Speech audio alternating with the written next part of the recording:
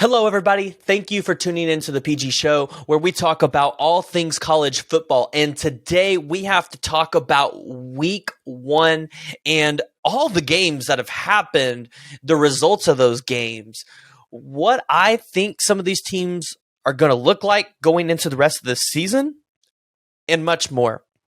But before we do that, go ahead and hit that like and subscribe button. Let me know what you guys are thinking down in the comments below. What was your most favorite game from the week one college football slate? Additionally, if you guys are listening to a podcast on any of the podcast platforms, I am on Apple, Google, and Spotify. The PG Show, all together. Go ahead, find me on there, give me 5 stars, leave a review, go ahead and follow me, help me grow the podcast channel so that we can continue to put out great content and bring on people for you. Okay, first, a game that we got to talk about on this slate is Ohio State versus Notre Dame. And Ohio State won this game 21-10, but there's a lot to talk about and break down because this was a premier matchup in week one that you would expect to have in the college football playoffs. And there's a lot of questions around, can Notre Dame compete with the best of the best? And we assume that Ohio State is the best of the best. And so Notre Dame got out to a hot start with that 54-yard pass from Buckner to Lorenzo Styles. But Ohio State collected themselves on that drive and was able to hold Notre Dame down to 3 points. And I think that's pretty important because there's 2 things here. One, we saw Notre Dame become explosive, especially at the quarterback position, which we necessarily haven't seen a lot of recently. And if this is something that Notre Dame is going to be able to put out as a product, then Notre Dame's got a bright future with Marcus Freeman. For some reason, I'm blanking if that's his name, at the helm as a first-year head coach. But I want to talk about some things that I've noticed about Ohio State in this game. First up, let's talk about Jim Knowles, right? He has improved this defense by tenfold as it resembles a lot of what we saw last year at Oklahoma State. Additionally, you saw the defense flying around and making adjustments. And the defensive line, the front 7, is something that Ohio State really has going for them. And I don't think we've seen this good of a defensive line from Ohio State probably since the Bosa years. Additionally, they just look elite and they look physical. They look like a team that could potentially go out there and compete with a Bama or a Georgia or whoever is in the playoffs at a defensive level. They look kind of what we've seen from Clemson over the past couple of years, where they're going to have an offense, but they've also got a defense back there that can back up their offense. So their defense allowed 253 total yards, 177 passing yards, and 76 rushing yards. Those are just elite numbers playing an elite team like Notre Dame. Now, something that we got to point out is that their offense did struggle a little bit more than what we would have expected from an Ohio State team in this game. Now, was that because Jackson Smith and Jigba left the game and the offense kind of looked rattled after that? Or is it because CJ Stroud is having issues with those 2 safety looks? I don't know. However, they did grind out a huge win against an elite defense, which is what you need to do to be able to win in the playoffs and go to a national championship and win a national championship. So other than that, CJ Stroud was iffy, right? Picking back up from last season, his expectations are high. And there's a lot of questions to, did Notre Dame expose how to beat CJ Stroud in that Ohio State offense? I don't think really we're going to have a whole lot to worry about with Ohio State in terms of, can CJ Stroud go out there and perform without Jackson Smith and Jigba? Because I've talked about it in the past, but they have a highly recruited wide receiver in Emeka Egbuka, and they've got wide receivers up and down the depth chart that could realistically go anywhere and play for a lot of teams. And Ohio State's schedule isn't too hard this year. I mean, they've got to go Arkansas State and Toledo at home. You would expect Ohio State to be able to put up 60-plus points in those games. They play Wisconsin at home. You should be able to beat Wisconsin pretty handily, especially at home.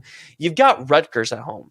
Now, the big thing to point out here is Ohio State has 5 straight home games. So I wonder if that's going to potentially play a factor when they have to go on the road to play Michigan State.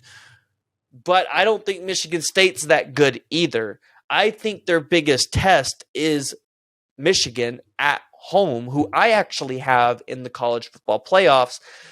I think they should be able to handily beat Penn State, especially with how they looked on Saturday, along with Iowa. I don't think those teams are going to be able to cause too much of trouble for Ohio State. But getting back to this game, there is a question for me that I have about Notre Dame. And the question that I have about Notre Dame is, has Notre Dame found their quarterback of the future in Tyler Buchner? And some of you guys might be scratching your head and going, what do you mean? He only threw for 177 yards. He didn't even have a touchdown pass. Okay, you're right. Coming out of high school, though, this kid was a 4-star, top 75 player, number 11 quarterback in the 2021 class. And you guys got to remember, that 2021 class for the quarterbacks was elite. And so I think that he is going to give Notre Dame fans everything they want and maybe even a little bit more. This dude looks athletic, and he showed it in this game. He looks like he is an elite signal caller, and he's quick on his feet. One other thing is, we saw it in the first play of the game. He can throw the deep ball. And if you can throw the deep ball and be successful on it, you are going to be successful.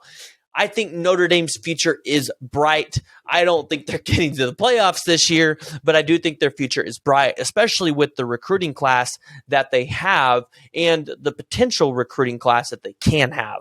All right, guys, so I want to go ahead and I want to talk about Oklahoma football and a little bit about what we saw this past weekend. So I have had some time to sleep on it. So have you guys. And I just kind of want to break down 3 key players that I saw on the defense that I think we should be excited about going into the season, but also 3 players on the offense that I think just shined and showed us that this team is going to be able to put up just the kind of production that they've been able to put up maybe over the past 3 or 4 years.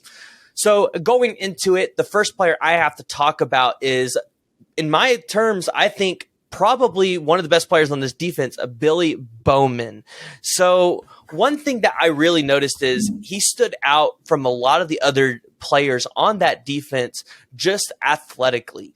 We saw him in the third quarter try to make that one-handed grab like he did in the practice or the scrimmage. Correct me if I'm wrong on that, Chris, but I remember he made that interception, and he tried to do it again in the third quarter. And when you see him do that, you see just the athleticism that Billy Bowman has. And when we think back to when he was recruited and just the hype around him, around his athleticism and what he could have possibly have brought to the table with his speed, we kind of got to see a little bit of a glimpse about that with Billy Bowman this week. And it also looked like he was able to adjust quickly to the coverages that needed to be made.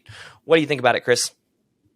No, I think Billy Bowman had a great day. Definitely, it was kind of quiet for Key, so I'm waiting for him to pop out. But hell, it's just the first game of the season. But with Billy Bowman, here's an analogy for you, PG.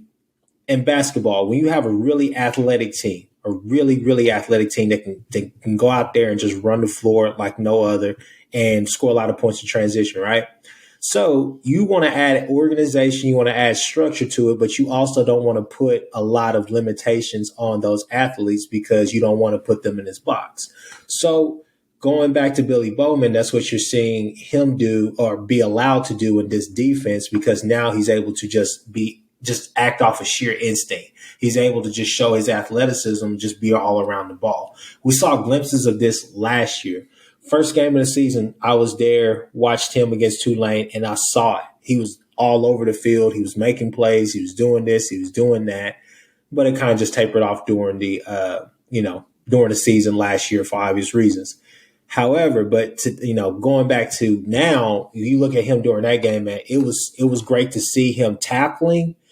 It was great to see him have hands on the ball and just kind of, be able to direct the defense and be there in those positions or whatnot. Because usually, on those type of plays right there that you saw him where he was getting those tackles or where he was, it was really 50-50 balls at that time because when he's throwing into traffic, Billy Bowman's right there. So you're hoping that he can kind of, finish as far as getting some breakups soon as well. But yeah, I mean, I thought he did pretty well. Yeah, and one thing I want to point out that I think a lot of people forget is he was a 3-sport athlete. He played basketball, he played football, and he played track in high school.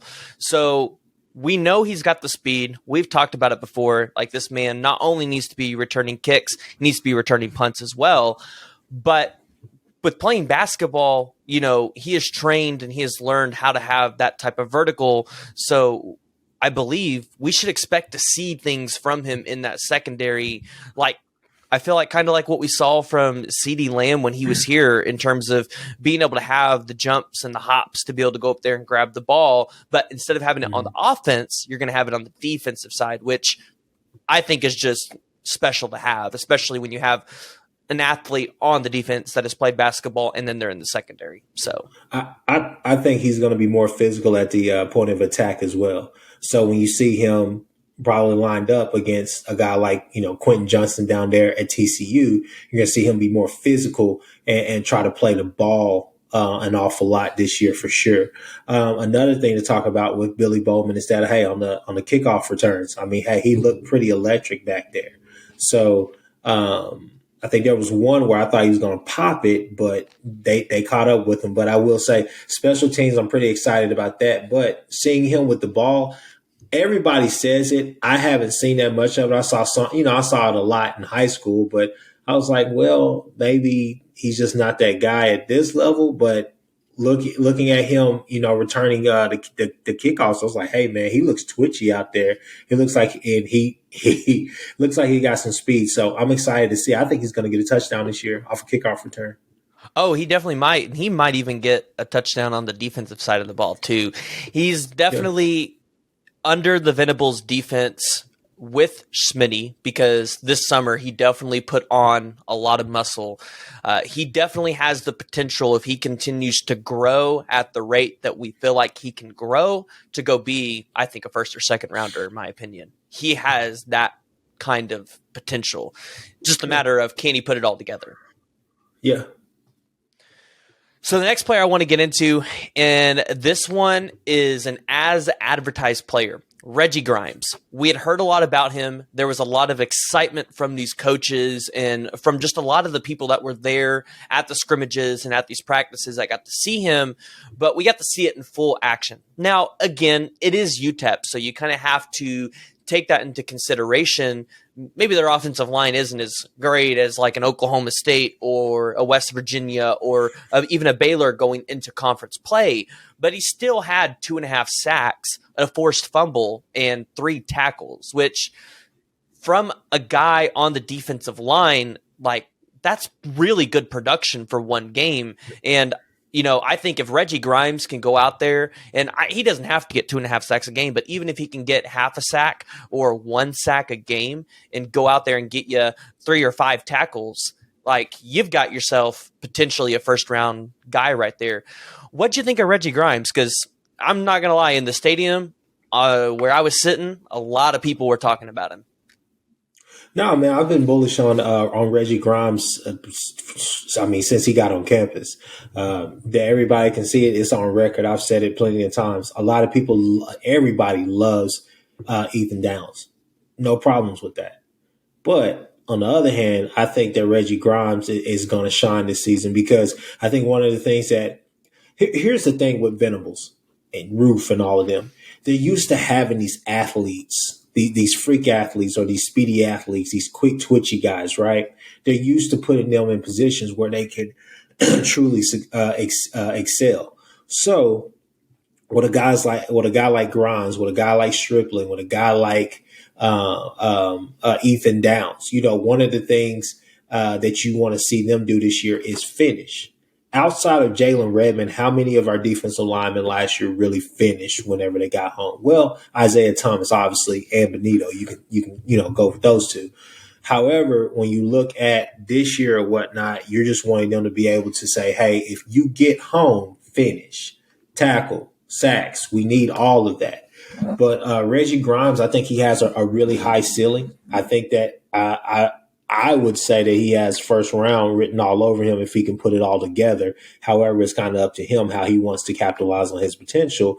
But I think that with Todd Bates, with Chavez, all of them out there, I think the sky's the limit for a guy like him, a guy like Ethan Downs as well. But Reggie Grimes definitely shined this game. He has something to prove, and I think he has a chip on his shoulder as well. He came in with a lot of hype, and I think that this defense fits him really well as well. Yeah, so you actually mentioned Ethan Downs a lot there, and I thought this was an interesting statistic when I actually went back and I looked at it, and I look at what Ethan Downs and Reggie Grimes' production was. So last year, Reggie Grimes only had 2 sacks. In this game, he had 2.5 sacks. And again, I know people are going to point out it's UTEP. Well, we played Tulane last year, and we played a Western Carolina team. So I would have felt like between those 2 games, you should have at least been able to get 2.5 sacks. Right? Especially if you've got that talent. Additionally, Ethan Downs last year only had a 0.5 sack recorded technically on the stats. This game, he already got 1. Both of those players are already exceeding what they did last year in that statistical category. And if they keep up what they did, in this game in terms of tackles, they're going to beat what they did last year in terms of a total tackle statistic. So both of those guys are going to be shining spots on the Sooner defense, but really for Reggie Grimes, and I mean, you can say this for any of those defensive linemen, one thing you saw, which I think is an improvement from the teams that we've had the previous years is, they were applying a lot of pressure there. And when the quarterback left the pocket, they all started running towards the quarterback. And you especially saw that with Reggie Grimes. He was chasing him all over the field. He might have not gotten to him every time, but he was chasing him all over the field, applying a lot of pressure. And that's something that, when we go into the Big 12 play and you've got the quarterbacks that are going to be able to sling the ball everywhere, like JT Daniels and Spencer Sanders and, even maybe Blake Shapen out Baylor, that's something that we really are going to need from that defensive line. Guys that can go in there, apply that pressure, and chase the quarterback down. No, I think it's really key that this front 7. I mean, I think the linebacker play and the defensive line, they have to be better than what they were last year. Not to say that we didn't have the production, but it didn't pass the eye test. So you want this defense, at least this front 7, to do both, pass the eye test and have the production. I think one of the things getting into Big 12 play, I think that it's going to be more concise. I think a lot of those, some of the players that you named, Spencer Sanders, always a wild card, will always be a wild card. He's going to try to hurt you with his feet, especially this year. They don't really have a run game. When you look at K-State, can you stop the threat of the run that is Deuce Vaughn and Adrian Martinez? Because they're going to do a lot of gadgety type plays, right? Then you even look at a Baylor with Shapen. Now, supposedly Shapen is supposed to have that vertical game down that they want. However, we watched him against OSU, and granted it was a small sample size. It wasn't all that vertical. It was really intermediate, a lot of intermediate routes, right? But at the same time, you just want to be able to contain, get a lot of hurries, get a lot of sacks if you can, but you just want to finish. You want to tackle, and you want to let those opposing those offensive coordinators know, like, hey, look, it's going to be a test for you. If you want to beat us, you're going to have to try us out in the secondary, and that may not work for you as well. Yeah, I will say this. I do think a lot of the Big 12 coaches and even some of the teams that we're going to have to go play later in the season looked at this defensive line this past weekend and go, yeah, we're going to have to game plan our running game around that defensive line because it's not going to be as easy as it's been in the past couple of years. Yeah, no, exactly. I agree with that. Yeah, so the third player I had on this list, and man, I went back and forth on, hey, who's this going to be this third guy, right? And it's Danny Stutzman. And It's because we saw so much from him last year before he got hurt. I think there were these expectations like Danny Stutzman's going to be a star. And coming out of high school, again, this is where I say it all the time. High stars don't mean everything. He was a 3-star guy coming out of high school is what I think he was.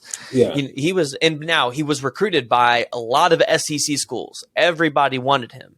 But again, stars don't mean everything, and it proves it here. Danny Stutzman last year, high production before he got hurt. This year, in this game, he had 9 total tackles. 6 of those were his own.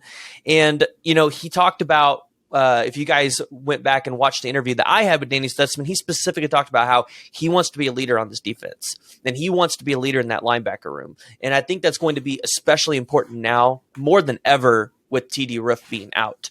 And we saw it this weekend. Danny was making plays. He was flying all over the place. He did drop an interception, but you know what? At least he just got his hands up there and knocked it down. The hands will come with it eventually. What'd you think of Danny Stutzman? Danny Stutzman had one of the plays of the games, in my opinion, with that tackle that he had on the was it a running back? I think, yeah. Regardless, it was a great open field tackle.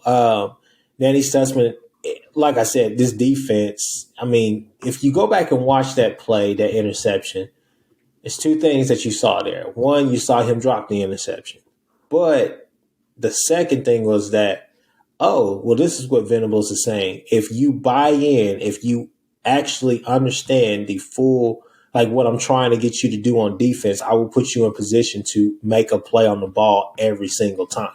And that's what you saw with a play like that. Now, as great as Danny Stutzman was, I would counter you and say, hey, Agwebu had a hell of a game as well. Agwebu looked really good out there. He was flying around the ball. He looks motivated this year. I don't know. I'm not saying that he wasn't motivated last year, but he looks motivated this year. And I really feel comfortable with both of those guys out there on the field as much as they were. So Danny Stutzman had a heck of a day, but I would also say, hey, Agwebu was around the ball an awful lot. Richie would have got that 1 tackle, but I mean, he didn't really have a good angle at that kid. But at the same time, I thought Agwebu played lights out as well.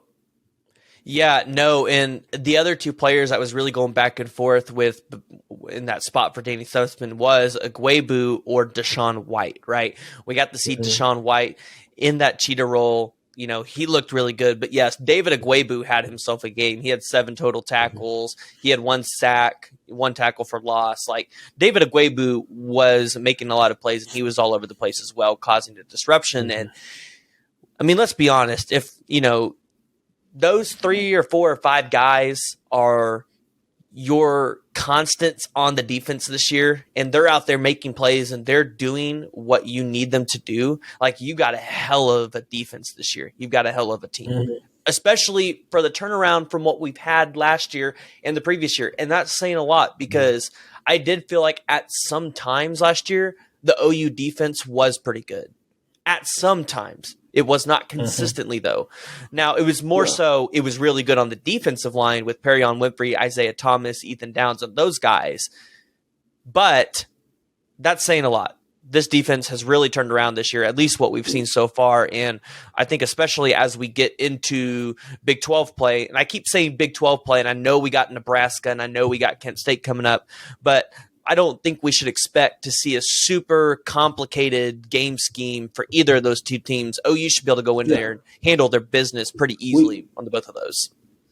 I would say one thing to keep in mind with this team, I said it on our podcast the other day, but one of the things that you have to take away from this game, in my opinion, is the fact that, or just 2 key points I think a lot of people kind of are overlooking. One, Dana Dimel is a Bill Snyder disciple. So he comes from that coaching tree. So what you saw him do was, in my opinion, it's almost like he abandoned what he really wanted to do. And he said, all right, I'm just going to try to chip away at this defense. I'm going to work the field, which is a great segue into point number 2, which is OU, even though we did give up quite a few passing yards or and whatnot, one of the things that I'm pleased to say about this defense is that they took away a few of the things that that UTEP wants to do. UTEP wants to go vertical. They want to get you matched up with their wide receivers because they think their wide receivers are pretty good too. And so they love to go vertical. That quarterback is a really good quarterback. Can't take that away from him. He made some damn good throws that game. I mean, it's not like the defense was that bad off. He just made some great throws. But when you take that away, and then as you can see, the bubble screens, the little quick passes, different things like that, the little jailbreak screens, I saw it a couple of times. That's what they like to do. I try to break down as much film as I could on them, and I even talked to Adrian Broadus, who's a reporter for them, and he even said the same thing. Yeah, we like to be physical, but we like to be finesse as well. And so they were more physical that game because they had to be, because the caliber athlete that OU was bringing. So, again, just to kind of end that point, I just think it's key just to know that, you change their game plan. You forced them to run something that they weren't really necessarily wanting to do. You forced them to work the field to earn those touchdowns, those field goals, and all the points that they earned. So, with that being said, I think overall, this defense played pretty damn well. Yeah, and I'm going to go back to the point that I've said all year with OU and expectations. If there's one thing OU fans should be happy about, if there's only one thing that can change this year on the defense, it's can the defense go out there and make a good tackle and bring them down? Not after they've gotten purpose yards, after they've caught the ball. One thing I noticed was the quarterback would throw the ball, they would get maybe a yard. Sometimes they wouldn't get that, and they would have 2 or 3 OU guys already on them. And that's something that OU has tremendously missed in years past. And that is something that has cost us so many games and so many opportunities, is just being able to go out there and make the tackles. And if you're going to give up a pass, be there to take the guy down right away. And that's something that I noticed that they did all game on Saturday. And I think that if they continue to take that and they continue to work on that all throughout the season, I mean, Oklahoma is going to be a pretty dang good team on the defensive side of the ball. Yeah, I agree. All right, so I want to go ahead and I want to talk about the 3 guys on the offense that I was just super impressed with. Of course, the first one we got to talk about is Dillon Gabriel. And I know a lot of other people might have not been as impressed with Dillon. I know they might have wanted to see over 300 yards, maybe a couple more touchdowns. But here's the reason why. People got to remember that this man's coming off an injury. He's coming off a season where he only played 3 games.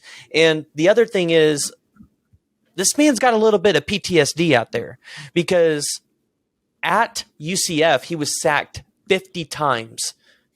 Now, mind you, he only played 3 games last year, and he was still sacked 50 times in 3 years. And so it was nice to be able to see Dillon Gabriel and kind of see what we should expect out of him. And I know as the season goes, he's going to grow and he's going to progress, but it still looked like he knew how to be able to go out there and read coverages and be able to make a pass. Additionally, he completed 65% of his passes. That's over his career average on a completion percentage. And with the talent that we're going to surround Dillon Gabriel with at the wide receiver position, and then not only that in the backfield, and then people protecting him, I talked about how he's going to be a potential Heisman candidate this year, because he's just going to look really good in this offense from what he had at UCF. And we're going to be able to point to all those statistics. What do you think about Dillon Gabriel's game against UTEP? First quarter was lights out. Rest of the game was it was still a decent faring out there. I was pleased. I was happy with it. He's accurate. He throws a great ball. Sometimes he tries to fit some balls into some tight windows. I can see that, but I think that he's going to definitely have way more touchdowns than interceptions. I think this may be a year where he could potentially have a really, really low amount of, or really small amount of interceptions. One of the things that I would say about some of the naysayers out there, the doubters of Dillon Gabriel, I think one of the things you have to look at is the offensive line. We're shuffling guys in different positions right now. I mean, we have Anton Harrison playing at right tackle where Wanye Morris would be, and then we're Tyler Guyton, and then we're trying to get other guys, and then I think Teddy or excuse me, at the left tackle. But then we have like Teddy and Eichert we're talking about today I'm not sure if Matuire is fully healthy right now, but the offensive line, they did not struggle, but at the same time, they didn't have the greatest game as a unit out there. And I think that's fine because it's the first game of the season. And like we even said, kind of off camera, hey, a lot of the stuff that we're complaining about is great because it's going on film and it's going to be corrected. And I think we all have that faith in this coaching staff right here that we're going to make those adjustments and actually get guys out there who are going to do their jobs. So, with that being said, I think that when we do get started in Big 12 play, but first game, I think, Nebraska, we got to go up there, firing on all cylinders. I think you're going to see a little bit more wrinkles to the fold, and we're not going to be so vanilla. And I think you'll have more options. Definitely wanting to see, it was great to see Braden Willis and see Marvin Mills be featured so heavily. And it was great. It was great to see Eric Gray get over 100 yards rushing in a game in an OU uniform. That's great. But definitely can't wait for guys like Theo Weiss, Jalil Farouk, Jaden Gibson, guys like that. Can't wait to see them get more involved in this offense as well and just see what Levy really has in store for us throughout this season. So, but for Dylan Gabriel, man, I give him probably a B minus. Maybe I'm being a little bit overly critical, but I give him a B minus, and I think he probably would say that was fair, simply because he probably expected to have a way bigger game than that. But at the same time, you got to take what the defense is giving you. You got to be able to do what you need to do, and you can just run the ball. So it was there. So why go away from that? At the end of the day, it's a win. It's the first win under his belt, and I think he's going to go crazy against Kent State, to say the least. Yeah, no, he's going to have a really big game, and he's going to have a really big year. Like I said, 2019 and 2020, he had stellar years. He threw a total of 11 interceptions, but went for, I think it was 30 or 63 touchdowns. That's pretty good. And again, in this Oklahoma offense, with all the talent he's going to have around him, he's going to succeed. He's going to be a player to watch, and he's only going to get better throughout the season. Remember, he's coming off an injury. He's going to be a little rusty. Yeah. He might be practicing. He might be doing all these things. Practicing against your own defense is not the same against going into a game and playing somebody else that is out there to take you out. And I was a little bit impressed. I'd agree with you. B minus on that performance, but I think we should see a lot better Dylan Gabriel in Kent State and Nebraska. And then going into the Big 12, I think he'll be probably in full swing. So, yeah, and the thing about it is that when he's on, he's on. The first play of the game would have been a touchdown if we would have got the proper blocking. But I think the third player, so whenever he caught Mims on that was a dime right there. I was like, hey, that's an NFL throw, because you threw him. Not only did you throw him open, but you threw it in a place where only he can catch it. He threw a dime to Mims, and I was like, hey, if he's playing like that, we're going to be awfully dangerous this year, because if the pass game is going like that, it's going to be hard to stop. But I think, some things we've heard from some Texas fans and from other people is just, hey, can you guys play complementary football with that fast of a offense? And then also, are you guys going to be pass happy or what? But you saw the balance and you saw them make the adjustment, which is really, really encouraging, going forward in this season. But I think that he's going to have a hell of a year. I'm not going to put him in the Heisman race just yet, but I think that if he continues at this pace and he does what he needs to do, I think he'll definitely be in New York at the end of this season.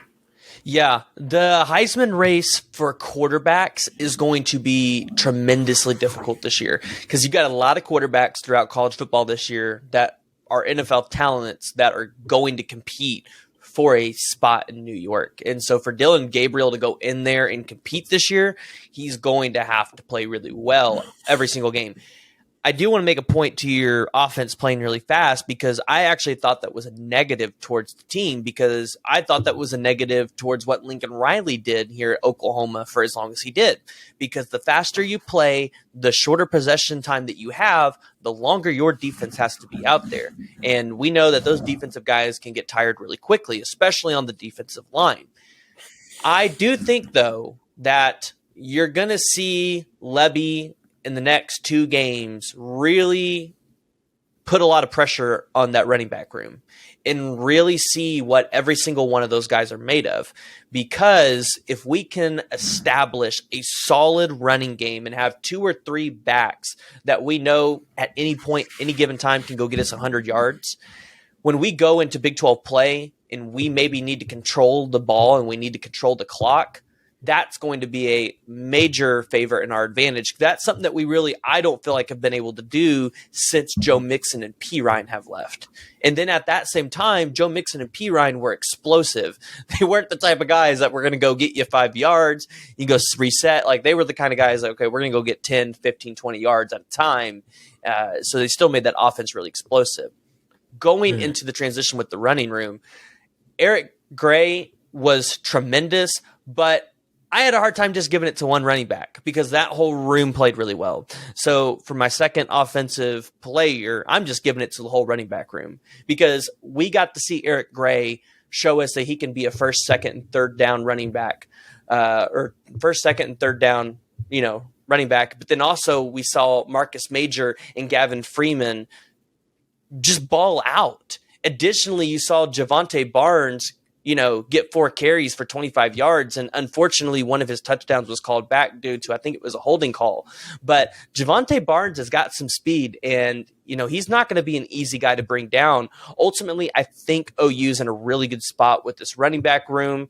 You've kind of got a package with Bevel where I think you could I think Eichert and Lehman talked about this on their podcast, Oakland Breakdown. I think they talked about it where you're kind of going to have a package again with Bevel where you can bring back kind of that bulldozer package on maybe a 4th and 1, because he's just so big. He's a harder guy to bring down. What'd you think about the OU running back room?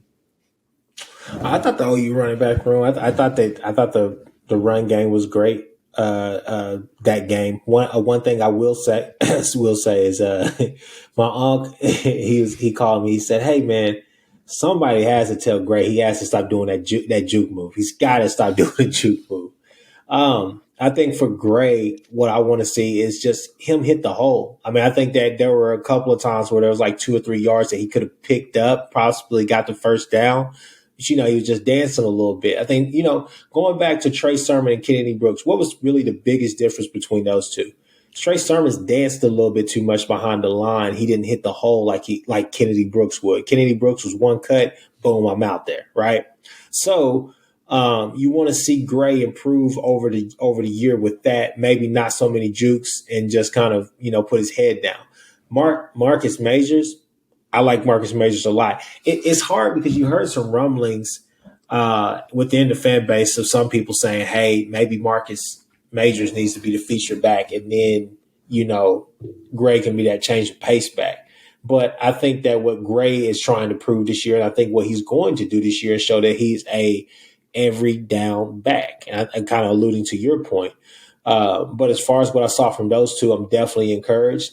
From the portion of the game that we got to see Javonte Barnes, you could tell it's obvious he is probably the most complete back on the team.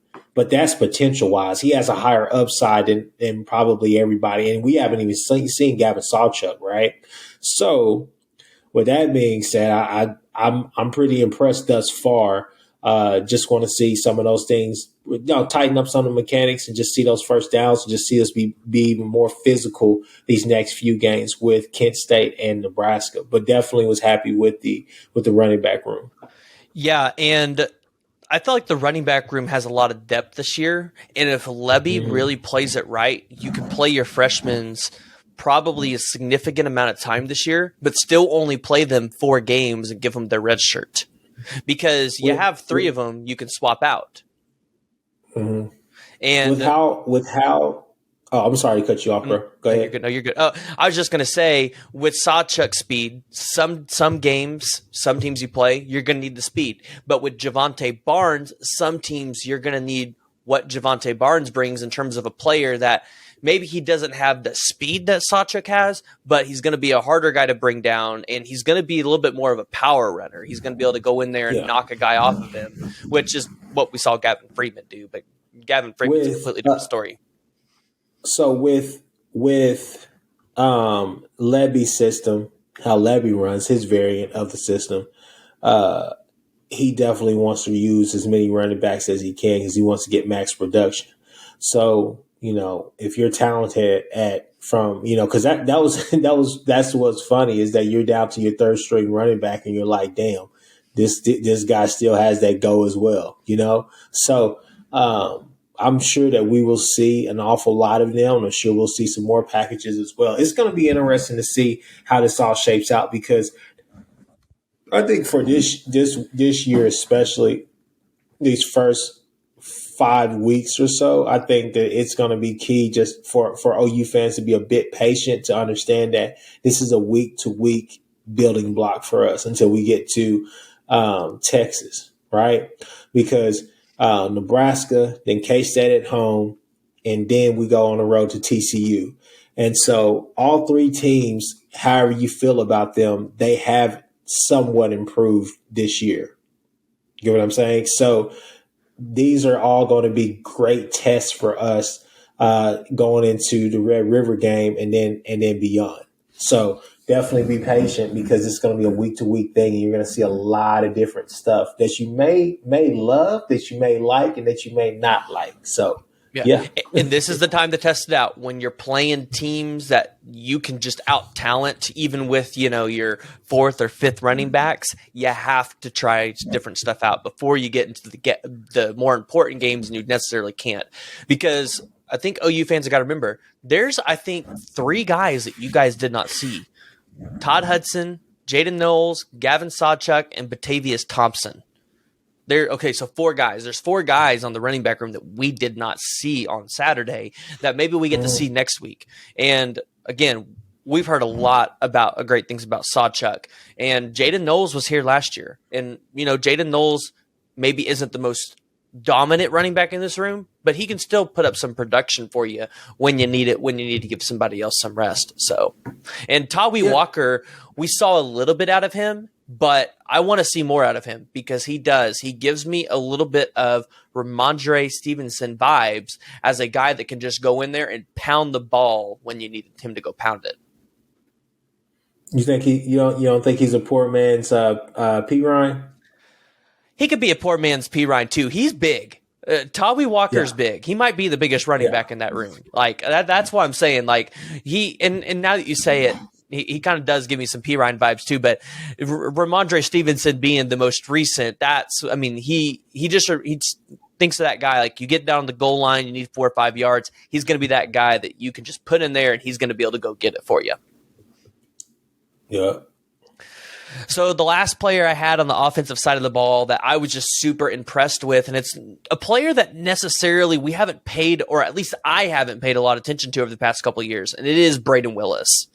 That man was doing everything out there they needed him to. He was out there catching touchdown passes. He was out there blocking. Like he was just a disturbance for the defense, and he's kind of playing that role, and I know they talked about it on their podcast, but he's playing a role like Jeremiah Hall had, and that was kind of an area that I was very unsure about. Having Braden Willis here, I'm like, well, I haven't really paid attention to this kid much since he's been at Oklahoma, so I don't know what he's about. Yes, on Saturday, he impressed me. I think he impressed a lot of people, especially with his blocking ability. What'd you think about Braden Willis? Man, it's more the same. He's been consistent this entire time, I believe. When he's healthy and when he's able to go, he's a difference maker. He and Jeremiah Hall, you saw them both do this last year, an awful lot. So it's nothing really new. It's just, hey, he's actually being featured this time. And I think that he has all those skills. I remember whenever he was, when he committed to OU, I watched some of his film and I was like, this could be interesting. I was like, is he really going to play tight end, or what is he coming in as? But he was all over the field. He was doing everything. He was Mr. Everything for his team. But I don't think that he's a pleasant surprise. I think he's pleasantly consistent in doing exactly what he needs to do. I'm just ready to see some of the big explosive plays that they've said that he's been making throughout camp, and just see him kind of put some more stuff on film. I think that he's going to have a hell of a year this year. Daniel Parker didn't play that game, but I'm eager to see what he has as well. The entire tight end room, I'm excited to see all of them. I want to see Caden Helms. I want to see Lelevin. I want to see them all, because I think that they all could bring different variants to this offense that could be key for us at that position. So the way Braden Willis was used in that game, kind of reminded you of kind of like the H-back. He was lined up in similar positions or whatnot, and some of his touchdowns came off of that, kind of just a little bit of deception, a little RPO, and he popped open. He got his touchdowns. And I mean, it just, like I said, it wasn't a pleasant surprise. It was pleasantly consistent.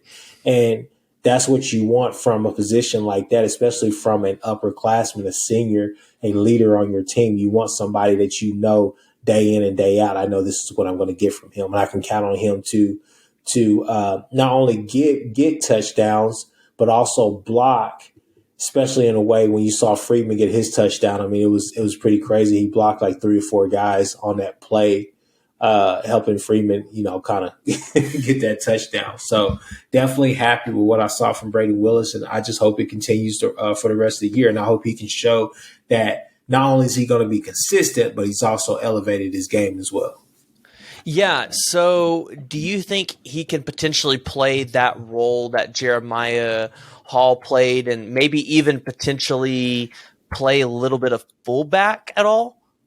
Because, I mean, that tight end room is pretty deep, so I think he could potentially do it. My whole thing about with Braden Willis, I think Braden Willis is taller than Jeremiah Hall. He's more, I think, and honestly, I'm going to be real with you, I think he's more athletic than Jeremiah Hall. Either that or he's more limber. So he's an athlete, and I think that he has been raw for quite some time. I don't think that I'm not sure if Lincoln, well, I can't really say that because he battled a lot of injuries as well. So I think this year, barring any injuries, I think you'll see the best version of Braden Willis, and I think you'll see that he can be used just like Jeremiah Hall. However, I think that he does have a future as a tight end at somewhere on some roster. Yeah, the when Jeremiah Hall got drafted, that was one of the biggest pieces that I thought OU lost to their team, because Jeremiah Hall was just kind of consistent when he was here at Oklahoma. Like, statistically, like, he was a guy that I feel like you could rely on either in the running game or the passing game. And so I think Braden Willis is going to be a perfect fit for the absence of Jeremiah Hall this year. So Other than that, now that I've slept on it, now I've thought about it, I'm pretty impressed with what OU was able to put out there in terms of just having a very vanilla scheme. I would still probably only give them a B+, because I really felt like they could have just been a little bit more explosive on offense outside of the first quarter. And I would really like to see, maybe not next week, but when we get to Nebraska, is can OU control the ball? Can they control the clock and maybe get their defense off the field a little bit longer so that they're not, potentially wearing out? Because when you start to play the Alabamas and the Ohio States of the world, you can't be having an 18 or 13-minute possession time. That'll just kill you. And that's how you get beat. So other than that, I thought Oklahoma played pretty well. I mean, we've talked about it in our group chat. The fans, in terms of energy, they really need to improve on that and bring that. I know Utah and Florida played in the evening, so that one's kind of a hard comparison to bring up. But the fans, they did show up at the beginning, and they were there through the first quarter. The students, I don't think, really have an excuse. They're younger. They can drink some water. They can stay out there. They don't need to drink the beer till after. It's 100 degrees out there, man. Give them a break. People were passing out. But no, I get what you're saying. No, it kind of seemed like it was dead for a sec. But at the same time, it's hard to compare that to the Florida game because the Florida and Utah game it meant more at that point in time. I mean, it's game one. Everybody's juiced up about about Coach Napier. Anthony Richardson played out of his mind. That game was back and forth for the longest. At one point, I thought Utah was just like about to, blow the brakes off of them, but kept battling, and you got that upset victory. But at the same time, no, I think we'll be fine. Hopefully, everything will be in line when as the season goes on. I'll definitely be there for the K-State game, so I'm hoping that everybody brings the noise there because I want to rattle the hell out of Adrian Martinez once again. Definitely see our boys be victorious. But no, I mean, all in all, PG, man, it was a great outing. Great to see the product on the field, although it was extremely vanilla. That's fine. We can add Oreos or whatever toppings you want to add to that ice cream cone. You can add it later. So at this point in time, I'm just happy with what I saw. I'm just happy football is back, man. Yeah. Especially OU football. Yeah, no, I'm happy to have it back as well. This week has just been an incredible slate of games, even with Oregon getting blown out. It's just been an incredible slate of games. And, these I know a lot of people out there talking about it. I don't think the college football playoffs is going to devalue any of these games because they still have to be played and they're still going to matter at some level. But I think talking about the fans in Oklahoma, I think when we get to the SEC, I think maybe ESPN and CBS and the SEC will potentially see that, hey, Oklahoma is a really hot place to play in September. And if we're going to give them 3 or 4 games in September, they need to be probably night games, or we just need to give them less games in September so that they're not out there dying. So, but ultimately, if the fans could just bring better energy as we get into Big 12 play, and by energy, I mean getting loud, being really involved, I think that will be just a huge improvement from them, and I think that potentially helps the team out going forward. So, I feel it. I agree. Really interesting because Oklahoma State, you could argue, is coming off not one of their best years, but could be their best year ever in the history of that program, especially with going to the Big 12 championship game. Now, they did come up short to Baylor by 1 yard, by just a couple inches and reaching the ball. But there's a lot of questions around this Oklahoma State team, especially with Jim Knowles leaving to go to Oklahoma State. And we just talked about the impact that Jim Knowles had on that Ohio State defense. Oklahoma State struggled a little bit early out of the gate. They scored with 10 minutes and 9 seconds left in the game, so 7-0. Central Michigan came back, made it 7-7, but Oklahoma State didn't score again until it was a safety with 55 seconds left in the game to make it 9-7. Additionally, right at the end of that game, Spencer Sanders had a 17-touchdown run to make it 16-7. So it started to look like they were getting it together. However, though, in the second quarter, Oklahoma State's offense became explosive. 4 touchdowns. At halftime, it was a 44-15 game. However, in the second half, it was all Central Michigan. 4 touchdowns by Central Michigan to Oklahoma State's only 2, and Oklahoma State gave up a pretty big lead there to only win the game 58-44. Now, my biggest concern for Oklahoma State is not at their defensive line.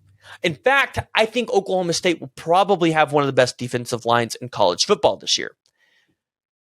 One of the biggest questions that I have around Oklahoma State and what they're going to be able to potentially bring to us this year is their secondary and how they're going to be able to defend the passing game. They let a quarterback in Daniel Richardson from Central Michigan throw 36 times on them. 36 of 49 for 424 yards. He threw more passes and had more passing yards than Spencer Sanders, who, mind you, a lot of people are high on Spencer Sanders. I'm not necessarily high on Spencer Sanders. I think a lot of OU fans and a lot of Big 12 folks are not, just because, we see Spencer Sanders every year and we know Spencer Sanders makes mistakes.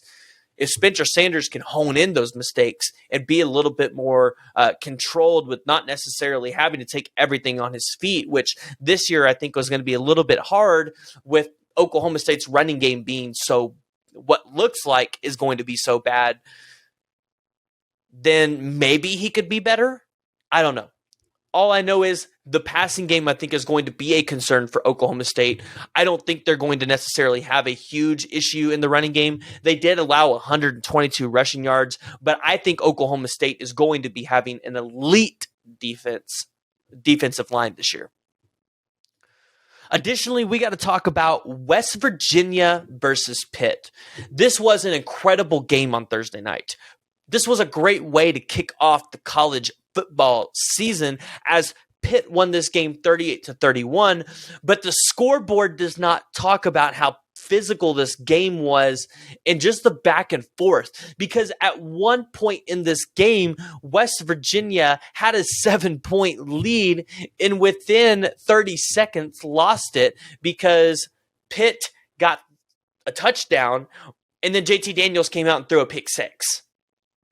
And ultimately, that was the turning point of this game because West Virginia did not come back out and score. There is a lot of bright side on both sides of the ball here. You got to see two former USC quarterbacks duke it out, and you saw a lot of talent on the field from the both of them, right? JT Daniels in West Virginia, they're going to have a year, especially with Ford Wheaton out there. JT Daniels has got lots of weapons. Additionally, Keaton Slovis showed us, hey, just because we lost Kenny Pickett and Jordan Addison, don't count Pitt out, because we also have a great defense as well. And so there's a lot of questions, I think, around here to, hey, is Pitt going to be able to compete for an ACC championship this year with what I think a lot of people are expecting Clemson to be back, which watching the Clemson game right now, Georgia Tech's got the ball, 2nd and 18. We're going to see how this one turns out. I expect Clemson to win this. They're not going to make it into this video tonight. However, if anything ridiculous happens with Georgia Tech winning this game, we will give you an instant reaction to it. All right, next game on this list that we have to talk about is actually one of the games that I had as my games of the week and actually one of my locks, and it is Houston versus UTSA. Now, this game was 37-35 in 3 overtimes. And UTSA literally gave Houston more than they ever would have wanted from UTSA. Mind you, UTSA was a team last year that was being discredited because they didn't play in a Power 5 conference and their schedule was a little bit weak, which I think is unfair. They were 11-0 until they lost to North Texas 45-23, and then ultimately lost to San Diego in the Tropical Smoothie Frisco Bowl. What's up with all these bowl games? There's too many of them. It seems like we're just making them up at this point. But they had an incredible season at 12-2, and they are topping off that incredible season again by giving number 24 Houston all that they could have wanted. I told you guys the line was at 4. And I told you UTSA was going to at least cover here, potentially even win. I said this upset waiting to happen. And my goodness, if it wasn't for some late game heroics by Houston, it was going to be an upset. And I feel like it would have probably been one of the biggest upsets of the season, because this is a team that Dana Holgorsen has been waiting on from Houston. And a lot of people have some high expectations around Dana Holgorsen and what Houston are going to be able to put out this year. UTSA, keep it up. Everybody needs to watch out for UTSA in the coming years. This is not a team that you are going to want to schedule in week 1.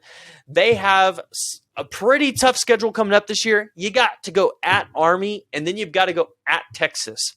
My goodness, if they can go at Texas and win that game, one, just the memes around Texas is going to be incredible.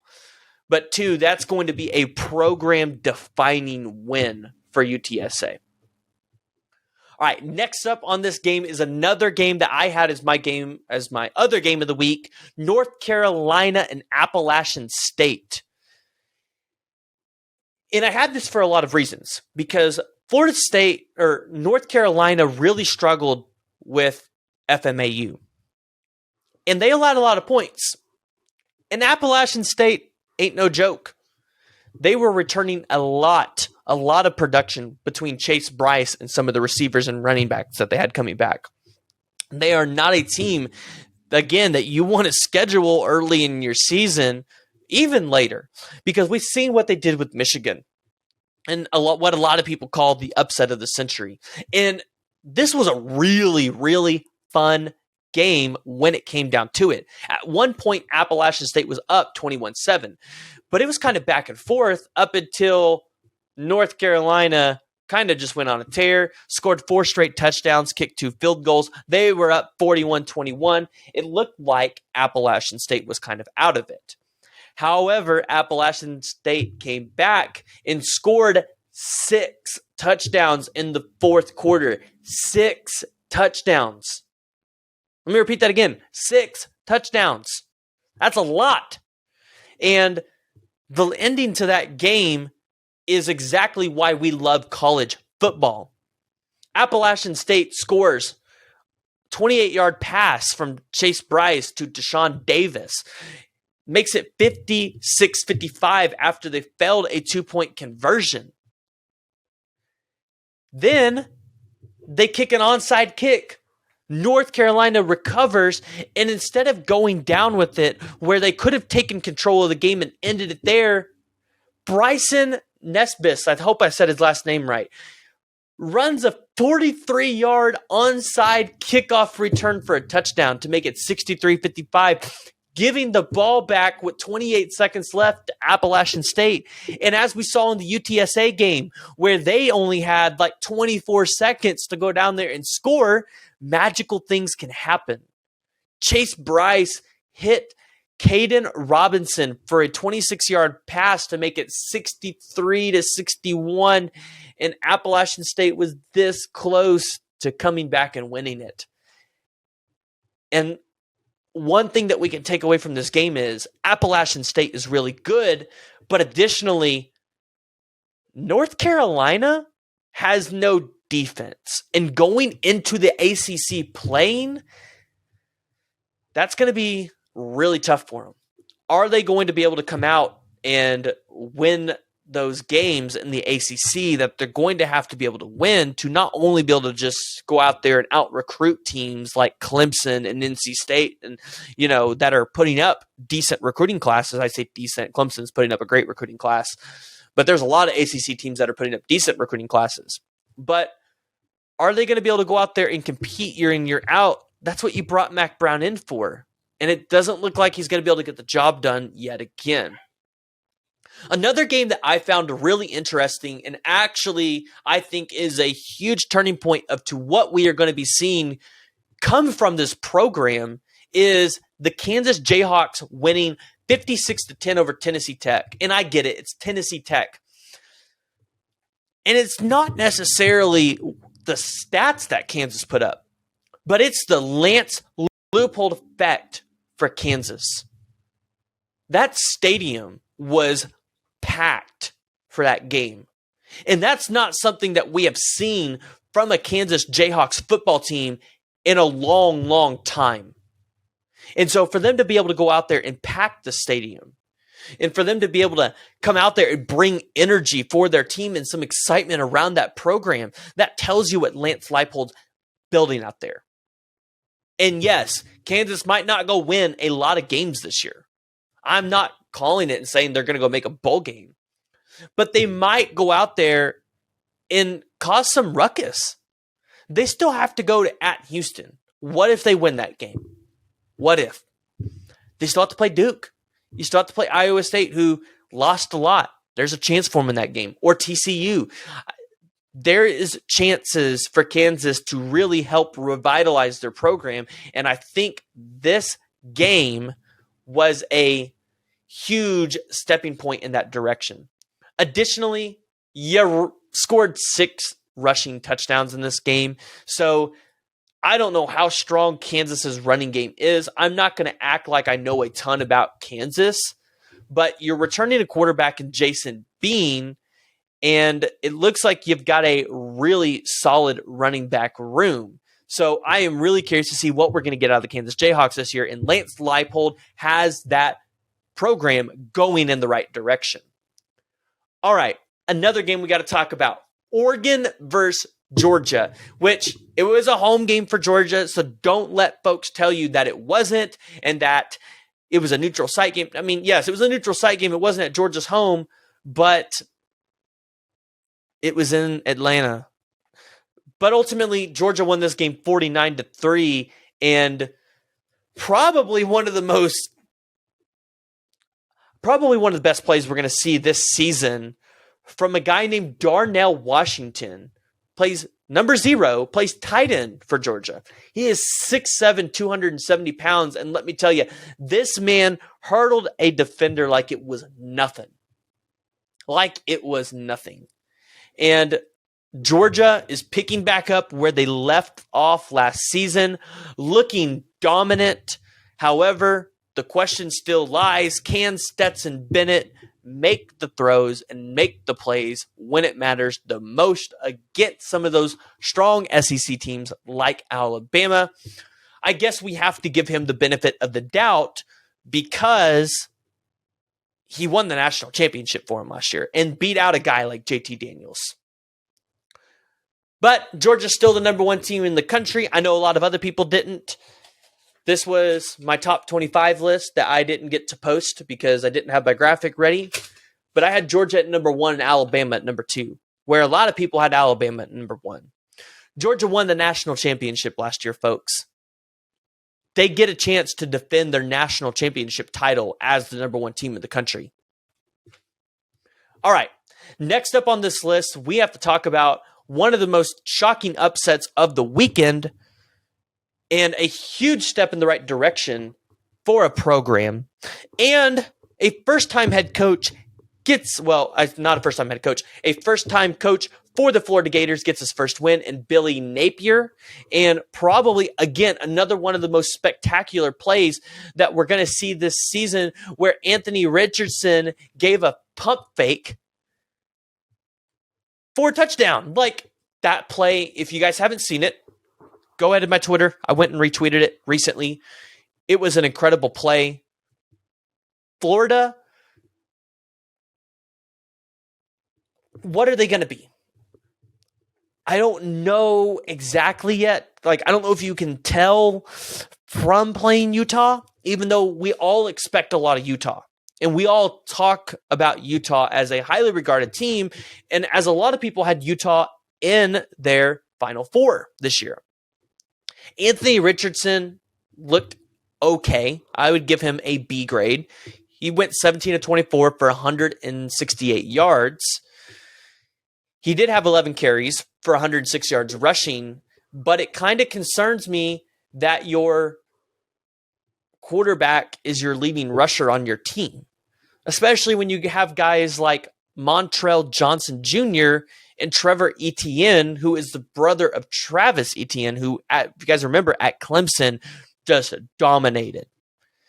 Additionally, Cameron Rising looked pretty good, going 22 of 32, 216 yards, 1 touchdown, 1 interception.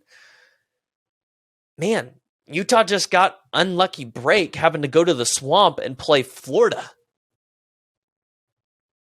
I still think Utah's going to be a pretty good team. This will probably be their only loss of the season. They're probably going to go win the Pac-12 championship. You heard me. I don't think USC is beating Utah. And talking about USC, we got to talk about it. We got to talk about Tebow, Milshu, whatever you want to call him. And we got to talk about the performance that they put up against Rice, because Rice was moving the ball against USC.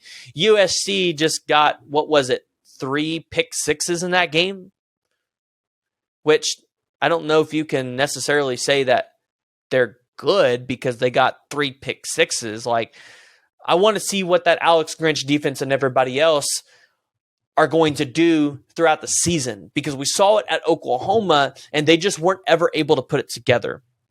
Latrell McClutchin looked pretty good. Got one tackle, one sack, one tackle for loss.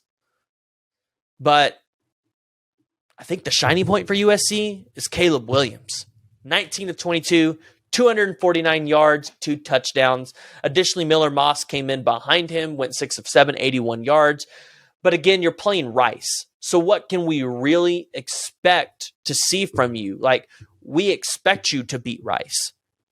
Because even though Rice can be a competitive team, they're not always the best team in the best competition that you can play.